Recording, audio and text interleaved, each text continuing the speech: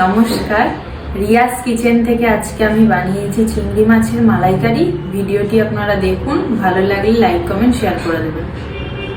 আজকে আমি বানাবো চিংড়ি মাছের মালাইকারি ঘরোয়া পদ্ধতিতে, খুব সহজ রেসিপি। প্রথমে কড়াইটা বসিয়ে নিলাম, তাতে অল্প সর্ষের তেল দিয়ে দেব, দিয়ে আমি নুন দিয়ে ম্যারিনেট করা চিংড়ি মাছটাকে অল্প ভেজে নেব। গরম হয়ে গেছে, এবার আমি চিংড়ি মাছগুলোকে ভেজে নেব। মাছগুলো ভাজা হয়ে গেছে, এবার আমি মাছগুলোকে তুলে নেব।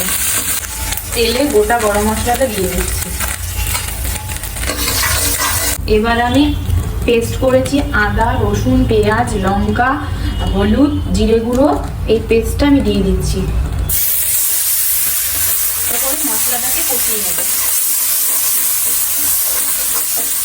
মশলা কষছে, আমি এতে অল্প পরিমাণ জল দিয়ে, মশলা কষানো আমার হয়ে গেছে। এবার আমি এর মধ্যে ভাজা চিংড়ি মাছগুলোকে দিয়ে দেবো। প্রায় হয়ে এসছে, এর মধ্যে আমি একটু গরম মশলা দিয়ে দিচ্ছি। এবার কুচনো ধনে পাতাটা ওপর দিয়ে দিচ্ছি। আমার আজকের ডিশ চিংড়ি মাছের মালাইকারি তৈরি হয়ে গেছে। আপনাদের সাথে আমি ফটোটি শেয়ার করছি।